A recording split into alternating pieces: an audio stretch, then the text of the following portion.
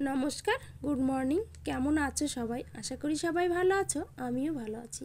তো আমি প্রভাতী আর আমি চলে এসেছি আজকে একটা নতুন ভিডিও নিয়ে। তো চলো সবাইকে অনেক অনেক স্বাগত আর অনেক অনেক ভালোবাসা জানিয়ে আজকের ভিডিওটা শুরু করি। তো সকালবেলায় বাবুকে নিয়ে পড়াতে বসেছিলাম, কিন্তু সত্যি কথা আজকে বেশিক্ষণ পড়াতে পারিনি, পড়ানো হয়নি আমার। কেন জানো তো? সকালবেলায় ফোন এলো, বড়দি ফোন করে বলল আজকে রেশন দিচ্ছে, মানে রেশনের যে মালটা দেয় সেই রেশন দিচ্ছে। তো সেখানে রেডি হয়ে চলে গেছিলাম, সেইভাবে যেখানে যা ছিল সেইভাবে ফেলে রেখে চলে গেছিলাম। তারপরে বাড়িতে চলে এসেছি, এসে ভাবছি চলো আগে আমার কাজবাজগুলো করি। আর আসার পথে ছেলে রয়ে গেছে ওর জেঠুর কাছে, আজকে সকালে যেহেতু যেতে পারিনি সেই কারণে। তো ভাবছি চলো তাহলে আগে আমি আমার কাজবাজগুলো গুছিয়ে নিই। রান্নাটা আজকে করব না, সকালবেলায় উঠে সমস্ত কাজ করে একটু চা খেয়ে নিয়েছি। চা খেয়ে মাছ রেখেছিলাম, মাছটা কেটে তারপরে বাবুকে নিয়ে পড়াতে বসেছিলাম। কিন্তু ওই যে পড়ানো তো আজকে আর হলো না পড়ানো। কি করব, কিছু করার নেই, আজকের দিনটাই দেবে আমাদের এখানে রেশনটা। সেই কারণে রেশনটা আগে তুলে এনে রেখে তারপরে অন্য কাজ করি। আর দেখবে বিছানাটা যদি এলোমেলো থাকে তাহলে ভালো লাগে না, আমার তো ভীষণ খারাপ লাগে জানো তো। আর কেউ যদি আমার বিছানা যদি এলোমেলো করে তাহলে তার উপর যে কী রাগ হয়। কিন্তু কি করব, ছেলে উপর তো আর রাগ দেখাতে পারি না, ছেলেই আছে এলোমেলো করার। তো ছোট বাচ্চা ও তো এলোমেলো করবেই, সবটাই মেনে নিই, কিছু করার নেই। তো যাই হোক চলো এবার আমি কি করি, আমার ঘরটা একটু গুছিয়ে নেব।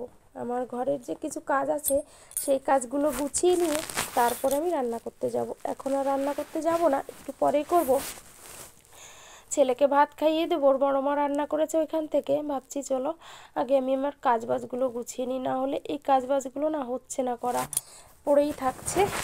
সেই কারণে ভাবলাম চলো আজকে আমার এই আলমারি শোকেস এসব একটু মোছামুছি করব। যদিও বা সত্যি কথা প্রত্যেকটা দিন আমি মুছতে পারি না, হয়তো এক দুদিন বাদে বাদে আমি মুছতে হয় আমাকে। যেটা আমি করি না সেটা আমি বলবো কেন বলো? সেই কারণেই আজকে ভাবছি মুছে পরিষ্কার করে নিই। আর সব সময় সব কাজ তো তোমাদের সামনে তুলে ধরা সম্ভব হয়ে ওঠে না। এমন এমন সময় আছে আমি ক্যামেরাটাও অন করতে পারি না, আর ক্যামেরা অন করতে না পারলে আমার ভিডিও হয় না। তো যতটা পারি, যখন যে পারি তখন ক্যামেরাটা অন করি আর সেই কাজটাই তোমাদের সঙ্গে তুলে ধরি। তো চলো আমি কথা বলতে বলতে আমার আলমারির এই শোকেসটা ভালো করে মুছে নিয়েছি। এবার আমি আলমারিটা একটু মুছে নেব, আলমারি মুছে নিয়ে গুছিয়ে রাখবো। আর প্রচণ্ড নোংরা ময়লা পড়ে, জানি না কেন, হয়তো রাস্তার পাশে বলে, একদম মনে হয় সম্ভবত রাস্তার পাশে বলেই ধুলো পড়ে। যদিও বা ঘরের দরজা সবসময় খোলাই থাকে সেই কারণেই হয়তো বেশি পড়ে। তো যাই হোক, আমার আলমারিটা মোছা হয়ে গেছে। এবার বাবুর জামা কাপড় রয়েছে, ভাবছি এটা আমার একসময় ধরতে হবে, একদম এটাকে জামা কাপড়গুলো বের করে একদম খুলে ফেলবো। এক একটা পার্ট জোড়া লাগানো আছে, তো ভাবছি সেটা খুলে ফেলবো। যদিও বা আমার টাইমের দরকার, এটা করার জন্য না আমার একটু টাইম লাগবে। কিন্তু ছেলের জন্য পেরে উঠি না গো, ছেলেটা ভীষণ বিরক্ত করে, একটা মিনিট আমাকে ছাড়া থাকতে চায় না। বাড়িতে যত সময় থাকে না আমি কখনো এদিক ওদিক করতে পারি না, মা মা করে ডাকে। সেই কারণে ওকে নিয়ে আর এমন এমন কাজ আছে ওকে ও থাকাকালীন বাড়িতে আমি করতে পারি না। এটাই হচ্ছে আমার সমস্যা। যতটা আমি গুছিয়ে রাখবো তার থেকে এলোমেলোটা বেশি করবে, সেই কারণে করি না। তো চলো আমার এটা পরিষ্কার করা হয়ে গেছে, মোছা হয়ে গেছে, এখন আমি ঘরটা ঝাড় দেবো। ঘরটা ভালো করে ঝাড় দিয়ে তারপরে চলে যাব রান্নার দিকে, রান্নাটা করব। একটা সাজানো গোছানো সংসার প্রত্যেকটা মেয়েরই স্বপ্ন। আমি যেভাবে ছোট বাচ্চাকে নিয়ে নিজের সংসারে কাজগুলো করি, হ্যাঁ গো, কথাটা কিন্তু একদম বাস্তব। এমন কোনো মেয়ে নেই যে তার মনে কোনো স্বপ্ন নেই যে আমার সংসারটা আমি সাজিয়ে গুছিয়ে রাখবো। দেখবে সাজিয়ে গুছিয়ে রাখলে, সংসারটা সাজিয়ে গুছিয়ে করলে দেখতেও যেমন ভালো লাগে, কেউ এসে দেখেও তারও ভালো লাগে। সেই কারণে আমাদের মেয়েদের দেখবে আমরা সবসময় চেষ্টা করি আমাদের সংসারটাকে সাজিয়ে গুছিয়ে রাখার চেষ্টা করি। তো হয়তো এমন এমন সময় থাকে, এমন এমন পরিস্থিতিতে পড়তে হয় আমাদের, সবসময় আমরা করতে পারি না। তবুও কিন্তু প্রত্যেকটা মেয়েরই স্বপ্ন, এটা আমি জানি, যে আমাদের সংসারটা সাজিয়ে গুছিয়ে রাখার চেষ্টা করব বা সাজিয়ে গুছিয়ে করব। আর আমার ছেলেটা যেহেতু ছোট, ওকে নিয়ে সত্যি কথা সব সময় সব কিছু গুছিয়ে ইচ্ছা থাকলেও করতে পারি না, যে না আমার এই জিনিসটা এখানে আমি গুছিয়ে রাখবো, কিন্তু ওই যে বললাম এমন এমন পরিস্থিতি আছে যে সেটা করা সম্ভব হয়ে ওঠে না। যাদের ঘরেই ছোট বাচ্চা আছে একই অবস্থা আমি জানি, ভীষণ কষ্ট গো, ভীষণ কষ্ট।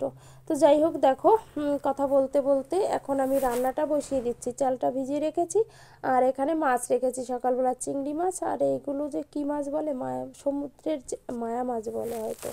তো যাই হোক, কত নাম আমি মাছের জানি না। ওই যে ছেলেটা ছোট মাছ ভালো আজকে পাইনি, এগুলোই ছিল, সেই কারণে এগুলো নিলাম। আর বললো চিংড়ি মাছ নাও মা, তো সেই চিংড়ি মাছটাই নিলাম। তা ভাবছি চলো, ভালো হয়েছে চিংড়ি মাছ নিয়েছি, লাউ রয়েছে ঘরে, তো লাউ দিয়ে চিংড়ি মাছটা করব, সেটাই ভাবছি ভালো লাগবে খেতে। তো চলো মাছটা ভেজে রাখছি, কিছুটা এমনি ভাজা করে রাখছি, যদি খায় খাবে বাবু, না খেলে আমি খেয়ে নেব। আর এখানে দেখো এই যে মাছগুলো ভেজে ভেজে আমি তুলে নিচ্ছি, মাছ ভাজা হয়ে গেছে, এখন দিয়ে দেবো এই ভাজাটা করব। এখানে আলু, ফুলকপি আর দিয়েছি একটু লাউ ছিল, সেই লাউয়ের খোসাটা, মানে লাউ যেটা কেটেছি সেই খোসাটা।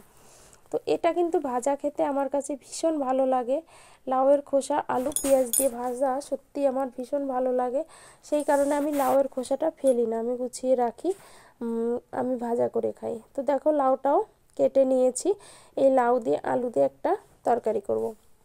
তবে ভেবেছিলাম লাউটা ভীষণ ভালো হবে, আর লাউ দেখবে তরকারিটা রান্না করলে যে লাউটা ভালো গলে যায় সেটা কিন্তু খেতেও ভালো লাগে।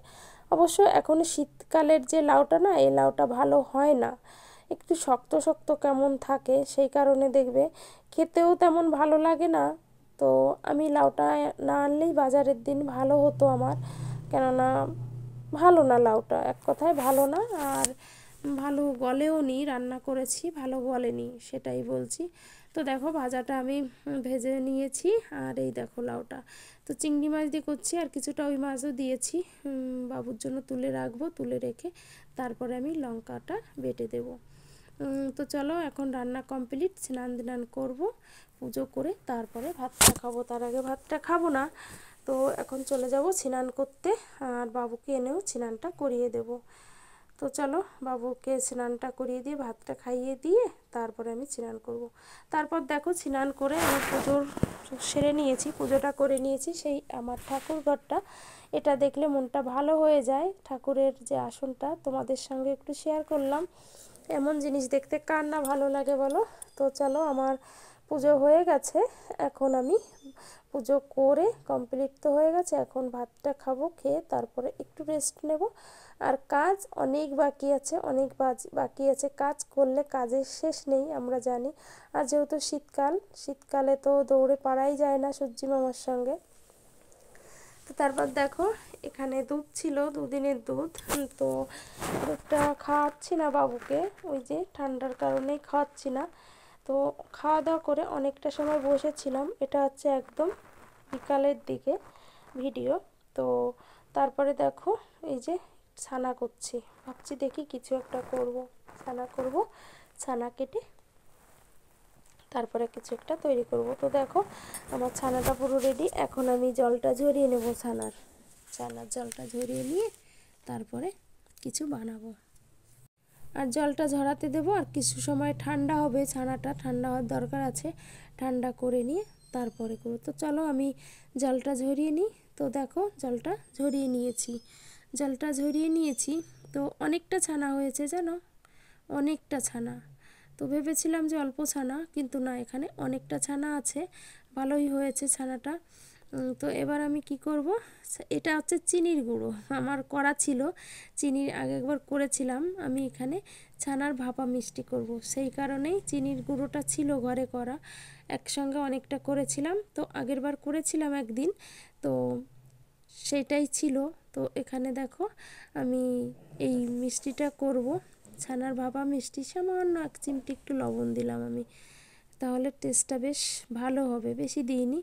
তো এটা আমি আজকে আর মিক্সিতে দেব না, আগে একবার যেটা করেছিলাম মিক্সিতে দিয়েছিলাম, কিন্তু এটা আমি হাত দিয়ে ভালো করে মেখে নেব। তো সেটাই করলাম, হাত দিয়ে ভালো করে মেখে দেখো একটা ছোট্ট টিফিন কারি যে বক্সগুলো আছে ওটাই দিয়ে দিলাম, একটু এবার ভালো করে সমান করে দেবো, তাহলে দেখতে বেশ ভালো হবে। তো এটাই বানাবো, ছানার ভাপা মিষ্টি। এটা কিন্তু খেতে ভীষণ ভালো লাগে, আর বাড়ির তৈরি জিনিসের তো কোনো তুলনাই হয় না। কেননা দোকানে কিনে খাওয়া জিনিস আর বাড়ির তৈরি জিনিস দেখবে রাত দিন তফাৎ। দেখো আমি কড়াইতে জল দিয়ে দিয়েছিলাম, গরম হয়ে গেছে, আর এখানে আমি দিয়ে দিয়েছি। এবার একটা ঢাকনা দিয়ে ঢেকে দেব। এটা কিছু সময় হোক, তারপরে দেখাবো। তো দেখো তারপরে আমি চলে এলাম বাইরে।